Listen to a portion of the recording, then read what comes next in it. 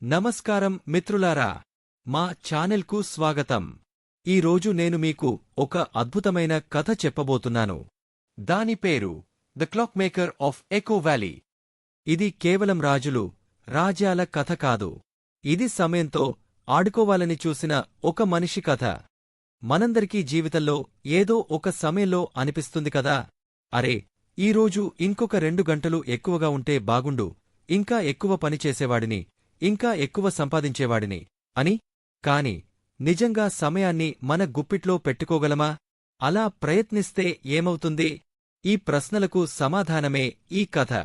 ఇందులో మాయాజాలముంది, దురాశ ఉంది, అన్నిటికంటే మించి ఒక గొప్ప జీవిత సత్యముంది.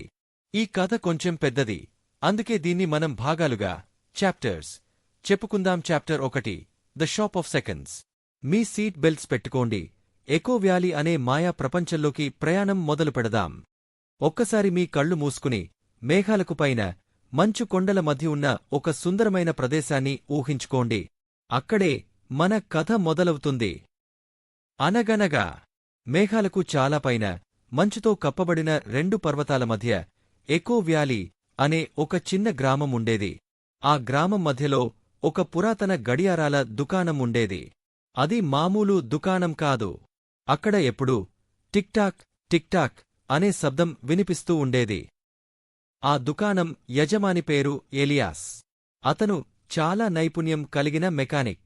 ఎలియాస్ తయారుచేసిన గడియారాలు కేవలం సమయాన్ని చూపడమే కాకుండా మనుషుల హృదయాలతో కూడా సంభాషిస్తాయని ప్రజలు అనేవారు. మనం సంతోషంగా ఉన్నప్పుడు అతను తయారుచేసిన గడియారాలు నెమ్మదిగా, మనం బాధగా ఉన్నప్పుడు వేగంగా నడిచేవి. ఒక ఉదయం కేలెన్ అనే యువకుడు దుకాణంలోకి హడావిడిగా వచ్చాడు. కేలెన్ ఎప్పుడూ ఏదో ఒకదాని గురించి తొందరపడుతూ ఉండేవాడు. తక్కువ సమయంలోనే చాలా డబ్బు సంపాదించి ధనవంతుడైన వ్యాపారి కావాలని అతను ఆశపడ్డాడు. కేలెన్ దుకాణంలోకి ప్రవేశించి ఎలియాస్ బల్లపై బంగారు నాణేలు పెట్టి, గురువుగారు ఎలియాస్, నాకు మీ సహాయం కావాలి. రాజుగారు ఒక పోటీని ప్రకటించారు. రాజ్యంలోకి అత్యంత అసాధారణమైన వస్తువును ఎవరు తీసుకువస్తారో వారిని రాజఖజానా అధికారిగా నియమిస్తారు.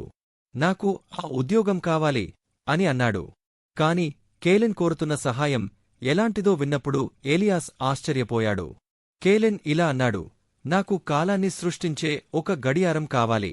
నా పని చేసుకోవడానికి 24 గంటలు సరిపోవడం లేదు. నాకు ఇంకా ఎక్కువ సమయం కావాలి.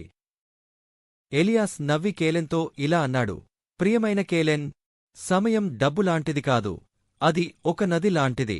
మనం దానిని ఉపయోగించుకోవచ్చు, కాని దానిని పెంచలేము. మనం కాలాన్ని మోసం చేయడానికి ప్రయత్నిస్తే అది మనల్ని నాశనం చేస్తుంది. కాని కేలెన్ ఆ మాటలను వినలేదు. నువ్వు చేయకపోతే నేను నీ పరికరాలను ఉపయోగించి నేనే చేస్తాను అని కేలెన్ మొండిగా పట్టుబట్టాడు. ఎలియాస్ తన గదిలోకి వెళ్తూ, జాగ్రత్త కేలెన్, సమయాన్ని దొంగిలించడమంటే నీ జీవితంతో జూదం ఆడటమే అని చెప్పి వెళ్ళిపోయాడు. కాని కేలెన్ ఆగలేదు. ఆ రాత్రి తనకే తెలియకుండా అతను ఒక ప్రమాదకరమైన ప్రయోగాన్ని ప్రారంభించాడు. ఆ రాత్రి కేలెన్ సరిగ్గా ఏం చేశాడు? సమయాన్ని పొడిగించాలనే అతని ప్రయత్నం విజయవంతమైందా? లేదా ఎలియాస్ ఊహించినట్లుగా ఒక పెద్ద విపత్తు జరిగిందా? ఈ విషయం తెలుసుకోవడానికి ఈ వీడియోను లైక్ చేసి తప్పకుండా సబ్స్క్రైబ్ చేసుకోండి. మనం చాప్టర్ 2లో మళ్ళీ కలుద్దాం. అంతవరకు సెలవ్.